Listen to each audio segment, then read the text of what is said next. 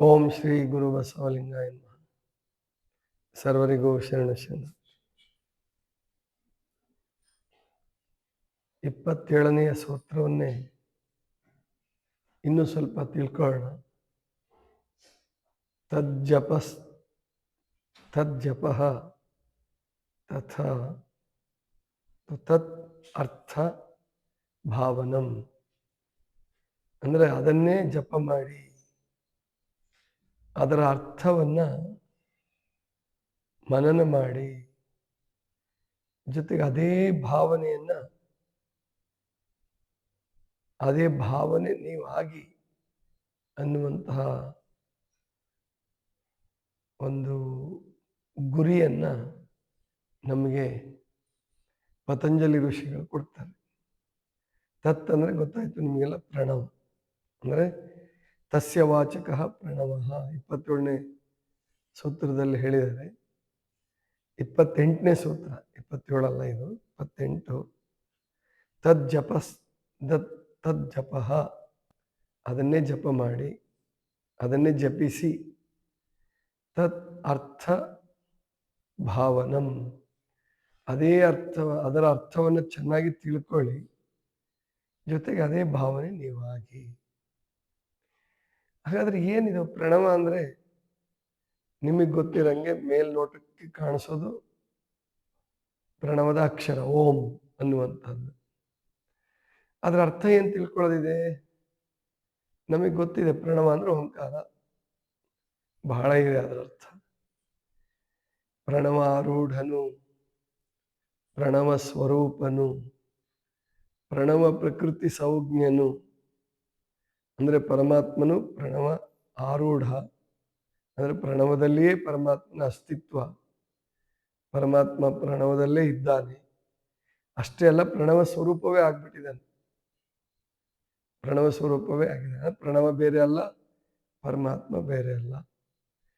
ಜೊತೆಗೆ ಪ್ರಣವ ಪ್ರಕೃತಿ ಸಂಜ್ಞನು, ಅಂದ್ರೆ ಬರೇ ನಿರಾಕಾರ ಅಷ್ಟೇ ಪ್ರಣವ ಅಲ್ಲ, ಪರಮಾತ್ಮ ಅಷ್ಟೇ ಪ್ರಣವ ಅಲ್ಲ. ಈ ಸೃಷ್ಟಿಯಲ್ಲಿ ಏನೇನಿದೆಯೋ ಪ್ರಕೃತಿ, ಆ ಪ್ರಕೃತಿ ಹಿಂದಿರ್ತಕ್ಕಂಥದ್ದು ಪ್ರಕೃತಿಯ ಸೂಚಕ. ಸಂಜ್ಞೆ ಅಂದ್ರೆ ಸೂಚಕ, ಅದು ಪ್ರಣವವೇ. ಪ್ರಕೃತಿಯೇ ಪ್ರಣವದಿಂದ ಬಂದಿದೆ. ಜೊತೆಗೆ ಪ್ರಣವ ಷಡಂಗ ಸಮರಸ, ನಮ್ಮ ಕೂಡಲ ಸಂಗಮ ದೇವರು, ಪಂಚಭೂತಗಳು ಮತ್ತು ಆತ್ಮ ಇವೆಲ್ಲವೂ ಪ್ರಣವವೇ ಆಗಿದೆ.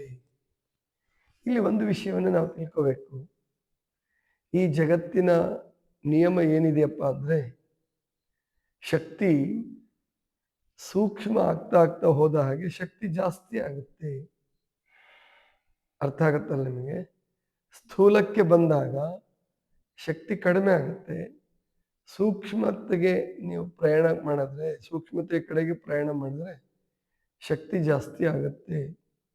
ಅಂದ್ರೆ ನಿರಾಕಾರ, ಬಹಳ ಜನರಿಗೆ ನಿರಾಕಾರದ ಶಕ್ತಿ ಗೊತ್ತಿಲ್ಲ. ಆದ್ರೆ ನಿರಾಕಾರ ಅದ್ಭುತ ಶಕ್ತಿ ಉಳ್ಳಂತಹದ್ದು.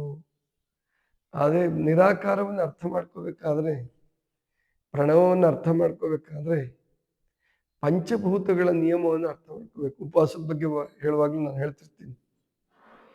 ಏನಪ್ಪ ಅಂದ್ರೆ, ಇದು ಎಲ್ರಿಗೂ ಅರ್ಥ ಮಾಡ್ಕೊಳಕ್ಕೂ ಸಾಧ್ಯ ಆಗುತ್ತೆ ಅಂತ ಅನ್ಕೊಂತೀನಿ. ಒಂದಕ್ಕಿಂತ ಒಂದು ಹೆಚ್ಚಾಗಿದೆ, ಜಾಸ್ತಿ ಇದೆ. ಒಂದಕ್ಕಿಂತ ಒಂದು ಸೂಕ್ಷ್ಮವಾಗಿದೆ, ಒಂದಕ್ಕಿಂತ ಒಂದು ಶಕ್ತಿಶಾಲಿಯಾಗಿದೆ. ಒಂದಕ್ಕಿಂತ ಒಂದು ಹೆಚ್ಚಾಗಿದೆ ಅಂದ್ರೆ ಭೂಮಿಗಿಂತ ನೀರು ಜಾಸ್ತಿ ಇದೆ, ಅದಂತೂ ಗೊತ್ತು ನಿಮಗೆಲ್ಲ. ಭೂಮಿಯ ಒಳಗೂ ನೀರಿದೆ, ಭೂಮಿಯ ಹೊರಗೂ ನೀರಿದೆ. ಭೂಮಿ ನಿರ್ಮಾಣ ಆಗಿರೋದೇ ನೀರಿನಿಂದ, ಜಲತತ್ವದಿಂದ. ಇನ್ನು ಜಲತತ್ವಕ್ಕಿಂತ ಹೆಚ್ಚು ಅಗ್ನಿತತ್ವ ಇದೆ, ಅದು ಸೂಕ್ಷ್ಮವಾಗಿದೆ. ಜೊತೆಗೆ ಅದು ಶಕ್ತಿಶಾಲಿಯೂ ಆಗಿದೆ. ಅಗ್ನಿತತ್ವ ಜಲ ಆಗಿರೋದೇ ಜಲಜನಕ ಮತ್ತು ಆಮ್ಲಜನಕ. ಆಮ್ಲಜನಕ ಮತ್ತು ಜಲಜನಕ ಎರಡು ಕೂಡಿದ್ರೆ ನೀರು ತಯಾರಾಗುತ್ತೆ ಎಂದು ವಿಜ್ಞಾನನೂ ಹೇಳುತ್ತೆ ಅದನ್ನು. ಆ ಜಲಜನಕ ಮತ್ತು ಆಮ್ಲಜನಕಗಳೇನಿದಾವಲ್ಲ, ಅವು ಅಗ್ನಿ ತತ್ವ ನಿರ್ಮಾಣ ಆಗಿರೋದು ಅದರಿಂದನೇ. ಹೈಡ್ರೋಜನ್ನಿಂದನೇ ಉರಿತಕ್ಕಂಥದ್ದು. ಸೂರ್ಯನಲ್ಲಿ ಏನು ಸೂರ್ಯ ಉರಿತಿದನಲ್ಲ, ಅದು ಹೈಡ್ರೋಜನ್ನಿಂದ ಮತ್ತು ಹೀಲಿಯಂನಿಂದ 2 ಗ್ಯಾಸ್ಗಳಿದೆ. ಅಂದರೆ ಅಗ್ನಿ ಆಗಿರೋದು, ಅಗ್ನಿ ನೀರಿಗಿಂತ ಸೂಕ್ಷ್ಮ, ನೀರಿಗಿಂತ ಶಕ್ತಿಶಾಲಿ, ಜೊತೆಗೆ ನೀರಿಗಿಂತ ಹೆಚ್ಚಾಗಿದೆ. ನೀರೊಳಗೂ ಅಗ್ನಿ ಇದೆ, ಸಮುದ್ರದೊಳಗೂ ಬಡವಾಗ್ನಿ ಇದೆ ಅಂತ ತಿಳ್ಕೊಂಡು ಕೇಳಿರ್ತೀವಿ. ಇನ್ನು ಅಗ್ನಿಗಿಂತ ವಾಯುತತ್ವ ಜಾಸ್ತಿ ಇದೆ. ವಾಯು ಅಂದರೆ ಗ್ಯಾಸ್.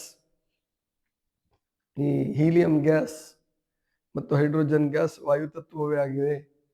ಅದರಿಂದನೇ ಉರಿತಾ ಇದೆ ಸೂರ್ಯ, ನಕ್ಷತ್ರಗಳು ಎಲ್ಲ ಉರಿತಾ ಇದೆ. ಅದರಿಂದನೇ ಸಮಸ್ತ ಸೃಷ್ಟಿ. ನಕ್ಷತ್ರೇಕ್ಷು ಸೂಸಿದ ರಸಧಾರೆಗೆ ಸಂಭವಿಸಿದ್ದು ಈ ಶೃಂಗ ಸರೋವರ ಚಕ್ಷು ಅಂತ ಹೇಳಿ ಕುವೆಂಪು ಅವರು ಹೇಳ್ತಾರೆ. ಮತ್ತು ಈ ಭೂಮಿ ಕೂಡ ಸೂರ್ಯನಿಂದನೇ ಬಂದಿದೆ ಅನ್ನೋದು ನಿಮಗೆಲ್ಲ ಗೊತ್ತಿದೆ. ವಿಜ್ಞಾನ ಕೂಡ ಸಮರ್ಥನೆ ಮಾಡುತ್ತೆ. ಜೊತೆಗೆ ಆಧ್ಯಾತ್ಮ ಜ್ಞಾನವು, ಉಪನಿಷತ್ ಜ್ಞಾನವು ಕೂಡ ಅದನ್ನೇ ಹೇಳ್ತಾ ಇದೆ. ಆದ್ದರಿಂದ ಅದಕ್ಕಿಂತ ಸೂಕ್ಷ್ಮವಾದದ್ದು ಆಕಾಶ, ಆಕಾಶಕ್ಕಿಂತ ಸೂಕ್ಷ್ಮವಾದದ್ದು ಆತ್ಮ, ಆತ್ಮಕ್ಕಿಂತ ಸೂಕ್ಷ್ಮವಾದದ್ದು ವಿಸ್ತೀರ್ಣವಾದದ್ದು ಓಂಕಾರ ಅಥವಾ ಪ್ರಣವ ಅಥವಾ ಪರಮಾತ್ಮ. ಪ್ರಣವ ಓಂಕಾರ ಒಂದೇ, ಜೊತೆಗೆ ಆ ಪ್ರಣವ ಸ್ವರೂಪನೇ ಪರಮಾತ್ಮ ಇರೋದ್ರಿಂದ ನೀವು ದೇವರನ್ನ ಎಲ್ಲೂ ಹುಡುಕೊಂಡು ಹೋಗ್ಬೇಕಾದ ಅಗತ್ಯ ಇಲ್ಲ. ಇವತ್ತು ಸಂಕ್ರಮಣ ಇದೆ, ಸಂಕ್ರಮಣಕ್ಕೆ ಹೊರಗಡೆ ಹೋಗ್ತಾರೆ, ಎಲ್ಲ ಬುತ್ತಿ ಮಾಡಿಕೊಂಡು ಬುತ್ತಿ ಕಟ್ಕೊಂಡು ಹೋಗ್ತಾರೆ. ಅದರಲ್ಲೂ ವಿಶೇಷವಾಗಿ ನದಿ ಇದ್ದಲ್ಲಿ,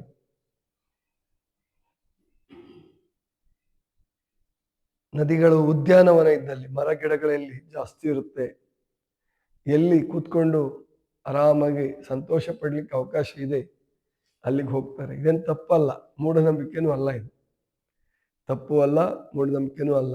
ಆದರೆ ದೇವರನ್ನು ಹುಡುಕೊಂಡು ಹೋದ್ರೆ ತಪ್ಪಷ್ಟೆ.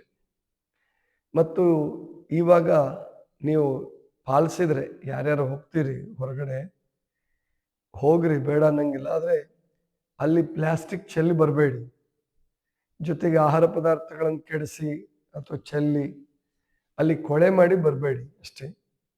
ಆದರೆ ಹೊರಗಡೆ ಹೋಗ್ತಕ್ಕಂಥದ್ದು ಎಲ್ಲರೂ ಕೂಡಿ ಉಣ್ತಕ್ಕಂಥದ್ದು, ತೋಟದಲ್ಲಿ, ಹೊಲದಲ್ಲಿ ಮತ್ತು ನದಿಗಳ ಹತ್ತಿರ, ಆಮೇಲೆ ಉದ್ಯಾನವನಗಳಲ್ಲಿ, ಕಾಡಿನಲ್ಲಿ, ಇಂತಹ ಕಡೆ ಎಲ್ಲರೂ ಕೂಡಿ ಊಟ ಮಾಡೋದು ತಪ್ಪೇನಲ್ಲ ಹಬ್ಬದ ನೆಪದಲ್ಲಿ.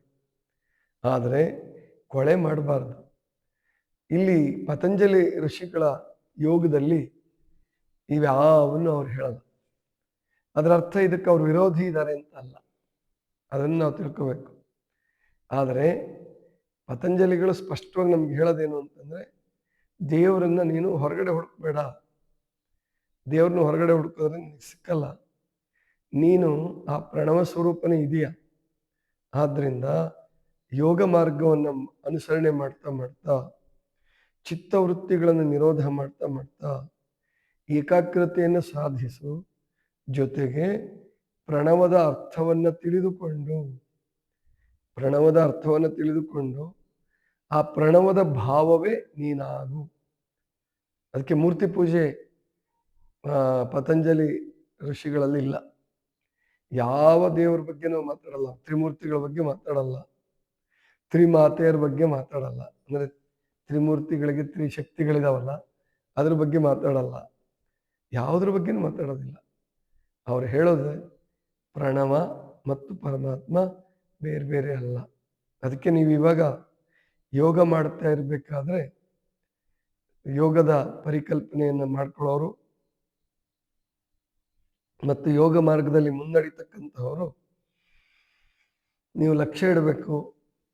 ನೀವು ಒಬ್ಬೊಬ್ಬರೇ ಇದ್ದಾಗ, ಸಾಧನೆ ಮಾಡುವಾಗ, ಧ್ಯಾನ ಮಾಡುವಾಗ ಮೂರ್ತಿಗಳ ಧ್ಯಾನವನ್ನು ಇಟ್ಕೊಳ್ಳೋದಕ್ಕಿಂತ ಈ ಯೋಗಕ್ಕೆ ಅರ್ಥ ಬರೆದವರು ಕೂಡ, ಪತಂಜಲಿ ಸೂತ್ರಗಳಿಗೆ ವ್ಯಾಖ್ಯಾನ ಮಾಡಿದವರು ಕೂಡ ನಿಮ್ಮ ಇಷ್ಟ ದೈವ ಅಂತ ಬಳಸ್ಬಿಡ್ತಾರೆ. ಆದರೆ ಎಲ್ಲಿಯೂ ಕೂಡ ಪತಂಜಲಿ ಋಷಿಗಳು ಇಷ್ಟ ದೈವ ಅನ್ನೋ ಶಬ್ದ ಬಳಸಲ್ಲ. ಅಂದರೆ ಇಷ್ಟ ದೇವರು, ಮನೆ ದೇವರು, ಬೇರೆ ಬೇರೆ ಅಥವಾ ಬ್ರಹ್ಮಾಂಡಗತ ದೇವರು ಬೇರೆ ಬೇರೆ ಅಂತ ಹೇಳಿ ಎಲ್ಲೂ ಕೂಡ ಪತಂಜಲಿಗಳು ಹೇಳೋದಿಲ್ಲ.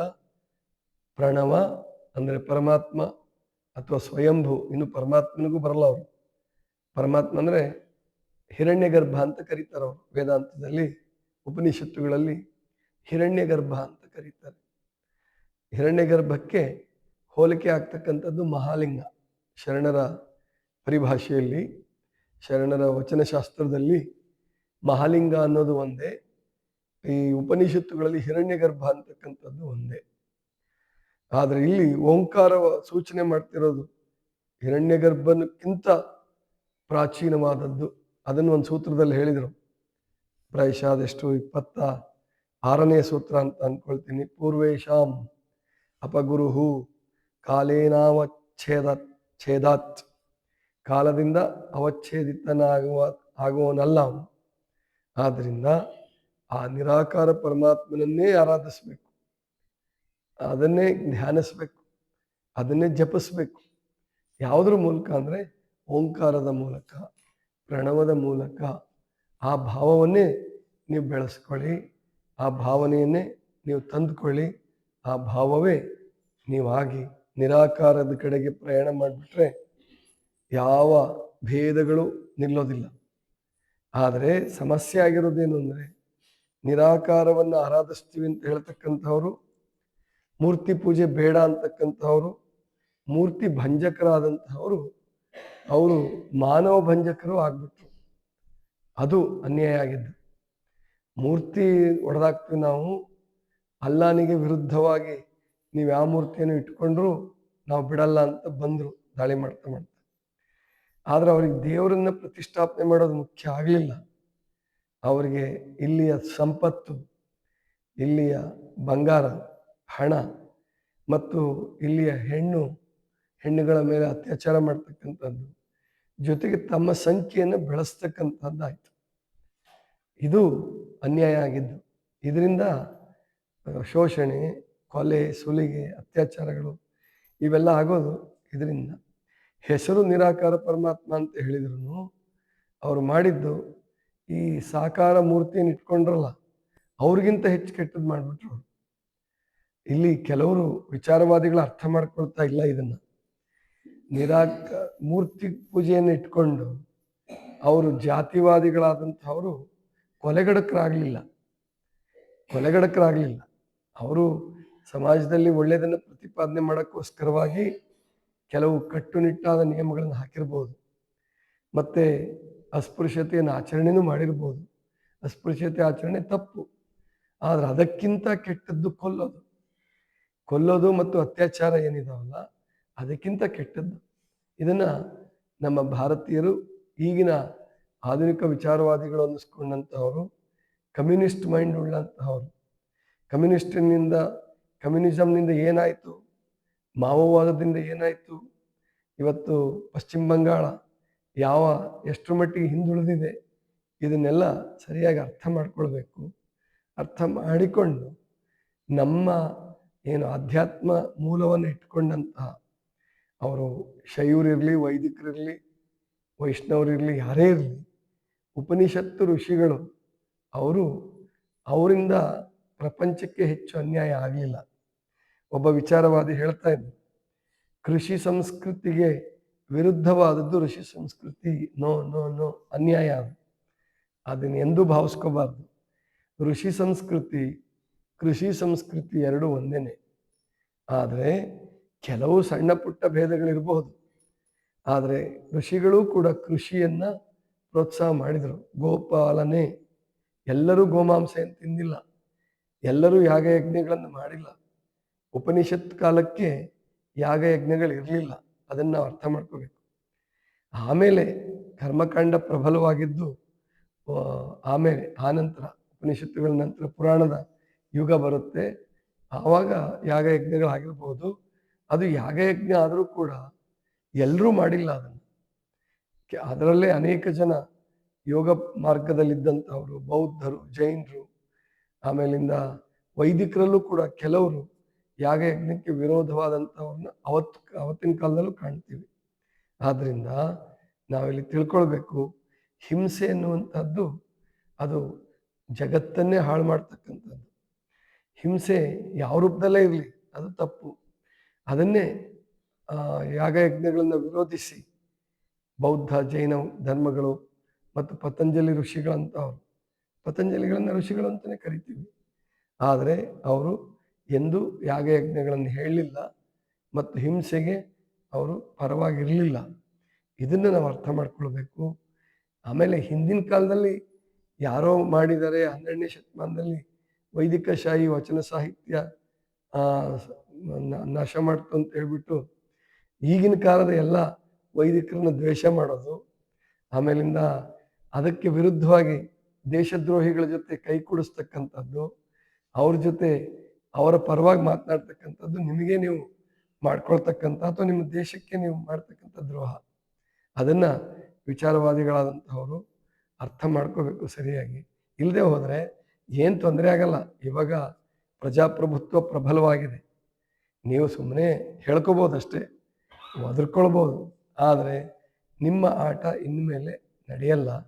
ಪ್ರಜಾಪ್ರಭುತ್ವ ಇದೆ, ಹಾಗಾಗಿ ಸಂವಿಧಾನ ಇದೆ. ಇವತ್ತು ಪ್ರಜಾಪ್ರಭುತ್ವದ ತತ್ವಗಳು ಬಹಳ ಬಲಶಾಲಿಯಾಗಿದ್ದಾವೆ, ಜನ ಜಾಗೃತರಾಗಿದ್ದಾರೆ.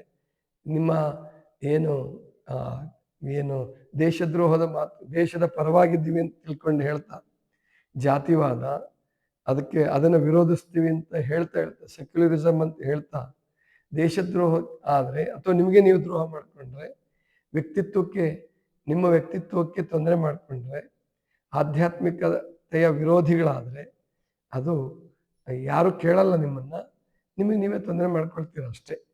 ಆದ್ದರಿಂದ ಪತಂಜಲಿ ಋಷಿಗಳನ್ನು ನಾವು ಅರ್ಥ ಮಾಡಿಕೊಂಡ್ರೆ ಅಲ್ಲಿ ಎಲ್ಲ ಸಂಸ್ಕೃತಿಗಳು ಅಡಕವಾಗಿವೆ. ಕೃಷಿ ಸಂಸ್ಕೃತಿ ಇದೆ, ಪ್ರಣವದಲ್ಲಿ ಸರ್ವವೂ ಅಡಗಿದೆ. ಅದನ್ನು ನಾವು ಅರ್ಥ ಮಾಡ್ಕೊಳ್ಳೋಣ. ಇದಿಷ್ಟು ಇವತ್ತಿನ ಚಿಂತನ. ಸರ್ವರಿಗೂ ಶರಣ.